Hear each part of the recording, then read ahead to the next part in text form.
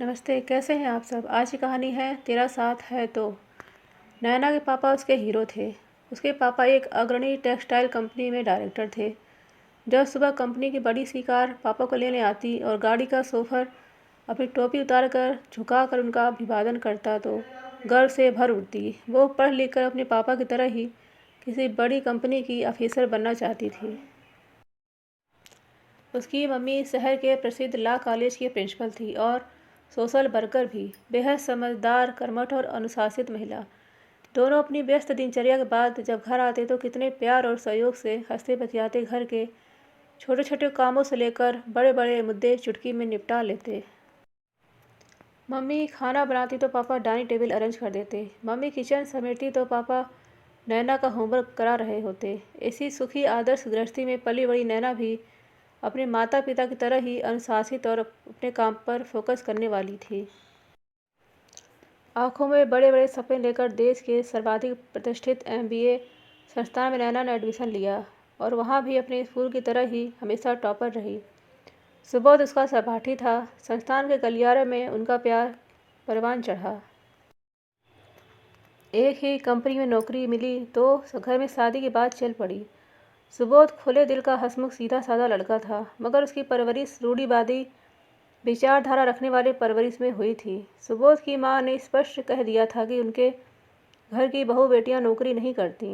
ये काम मर्दों का है। औरतों का काम घर व बच्चे संभालना होता है और नैना भी यही करेगी। तब बात बनने से पहले ही बिगड़ती देख सुबोध ने हस्तक्षेप कर स्थिति संभाल ली और अपने घरवालों से स्पष्ट कह दिया कि ज़माना बदल गया है और उसे अपनी पत्नी के नौकरी करने पर जरा भी आपत्ति नहीं होगी। बेटे के अड़ियल रवैये के आगे घरवालों को झुकना पड़ा और दोनों की शादी धूमधाम से हो गई। नैना के देखे सपने एक एक करके पूरे हो रहे थे। अच्छा कैरियर, प्यार करने वाला पति, मगर उसके मम्मी पापा की तरह मिलकर घर गृहस्थी संभालने वाला सपना वो अथार्थ में बदलता नहीं नजर आ रहा था। सुबोध नैना की हर अपेक्षा पर खरा उतरा था, मगर वो उसके पापा की तरह घर में जरा भी हाथ न बटाता। दोनों साथ साथ ऑफिस जाते हो, साथ ही लौटते। सारे काम का भार अकेले नैना के कंधों पर आ जाता। पहले पहले नैना सब काम चुपचाप करती। फिर उसने इस बारे में सुबोध से बात की, मगर कुछ फ़ायदा नहीं हुआ। उल्टे इस बात को लेकर दोनों में कहा-सुनी होने लगी। उसने बचपन से लेकर आज तक न तो कभी अपने पापा को पानी का गिलास तक खुद से लेते देखा और न ही कभी स्वयं ही किसी तरह का घरेलू काम किया है। यहाँ तक कि कभी बाजार से सब्जी भी नहीं खरीदी, इसलिए वह घरेलू काम नहीं कर सकता।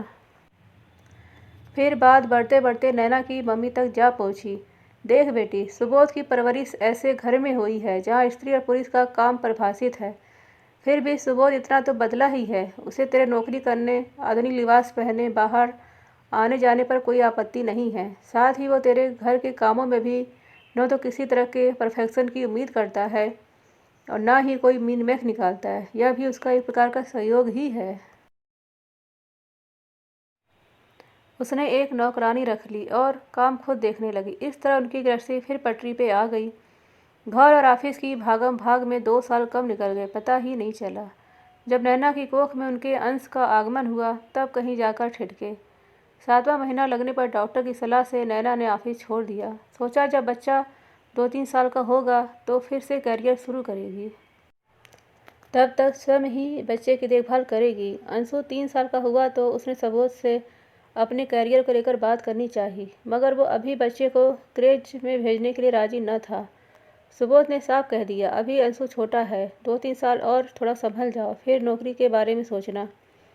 जब अंशु 6 साल का हुआ तो उसका स्कूल टाइमिंग भी बढ़ा। तब नैना ने दोबारा नौकरी करने का फैसला लिया, मगर करियर में आए लंबे अंतराल की वजह से उसे मुश्किल से एक नौकरी मिली, वो भी बहुत जूनियर स्तर की। उसे दोबारा शुरुआत करने का मौका मिला, यही उसके लिए बहुत था। सुबह नैना अंशु को तैयार कर स्कूल में बैठाकर ऑफिस के लिए भागती। 4 बजे स्कूल खत्म होने के बाद वो वहाँ से सीधा क्रेज जाती, जहाँ से नैना 6 बजे से लौटते हुए उसे पिकअप करती हुई घर आती। घर पहुँचकर अंशु की बातें, पढ़ाई, घर के कामों के बीच अकेली झूलती नैना निढाल हो जाती। बचपन से पैठ किए संस्कार आसानी से पीछा जो नहीं छोड़ रहे थे। फिर भी सुबोध इस बारे में गंभीर होने लगा था। रोज़ की तरह नैना अंशु को लेकर घर लौटी, पर आज वो कुछ ज़्यादा ही थकी और उखड़ी हुई लग रही थी। क्या बात है नैना, ऑफिस में कुछ हुआ है क्या? बड़ी परेशान दिख रही हो, सुबोध ने पूछा। हाँ, कुछ खास नहीं, खैर छोड़ो। अभी मुझे काम है, बाद में कहकर नैना फ्रेश होने चली गई। सुबोध इंतजार कर रहा था कि नैना बाहर आकर उसे बताएगी, मगर वो किचन में जाकर अंशु का दूध गर्म करने लगी। सुबोध किचन में ही आ गया। नैना, तुम आज ज़्यादा थकी लग रही हो, आज कुछ बाहर से ऑर्डर कर लेंगे, तुम आराम करो। हाँ, मगर अंशु अंशु को मैं देख लूँगा। सुबोध के मुंह से यह बात निकल ही गई जो अब तक उसके परवरिश जनित संस्कारों की अकड़ में थी। नैना को धक्का सा लगा। ठीक है, मैं चाय ले आती हूँ। तुम रहने दो, चाय आज मैं बनाता हूँ। क्या तुम और चाय? तुम्हें? नैना का मुंह आश्चर्य से खुला रह गया। हाँ, वो मैंने तुम्हारे पीछे ट्राई की थी, यकीन करो अच्छी बना लेता हूँ। चाय वाकई अच्छी बनी थी, 10 ऑफ 10, नैना ने प्रभावी अंदाज में कहा तो सुबोध के चेहरे पर खुशी छा गई। अच्छा, अब बताओ क्या बात है? कुछ खास नहीं, मेरे बॉस ने एक ट्रेनिंग के लिए मेरा नाम प्रस्तावित किया है। उनका कहना है कि यह ट्रेनिंग करने से मुझे करियर में लंबी छलांग मिलेगी। जानते हो, पूरी ब्रांच से सिर्फ मेरा हुआ है। नैना ने गर्व से कहा। तो इसमें समस्या क्या है? समस्या यह है कि ट्रेनिंग महीने भर की है, वो भी न्यू जर्सी में। मैं कैसे जा सकती हूँ? चाय बनाने तक तो ठीक था, मगर अंशु की पूरे महीने की जिम्मेदारी उठाना, उसके लिए तो वो जरा भी तैयार नहीं था। वो बदलना चाह रहा था, मगर परीक्षा तैयारी से बहुत पहले ही आ खड़ी हुई, इसलिए उसे चुप रहना ही बेहतर समझा। मगर नैना की उदासी उसके लिए असहनीय हो रही थी। ऐसा कुछ हो जिससे उसके पिछले बर्ताव की भरपाई हो जाए, मगर उसे कुछ समझ नहीं आ रहा था। रोज़ की तरह नैना तैयार हो रही थी। नैना, तुम्हें पासपोर्ट कब देना है? सुबोध ने पूछा। पासपोर्ट कहाँ? नैना को कुछ समझ नहीं आया। अरे भाई, ट्रेनिंग के लिए जाना नहीं जाना क्या?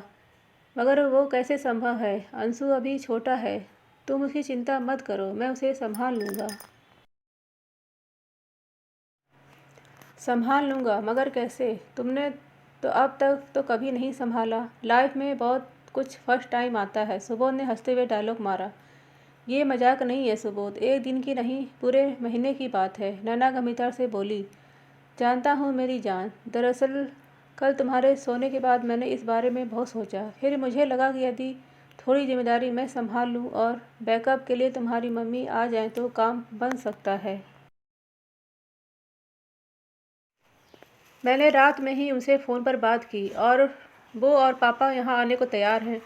अगर वो यहाँ आ जाते हैं तो अंशु भी उनके संग साथ मस्त रहेगा, और क्या। और मैं तुम्हारे पापा से अच्छा होम मेकर होने के गुर भी सीख लूँगा, सुबोध ने हंसते हुए कहा। और अंशु, मैंने उसे भी समझा दिया है।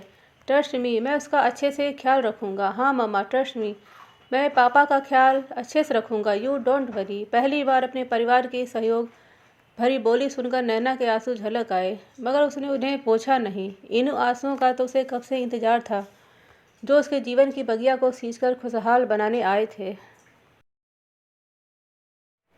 आज की कहानी तेरा साथ है तो दीप्ति मित्तल द्वारा लिखी गई है। यदि यह कहानी आपको पसंद आती है तो प्लीज़ लाइक एंड सब्सक्राइब कर दें। धन्यवाद।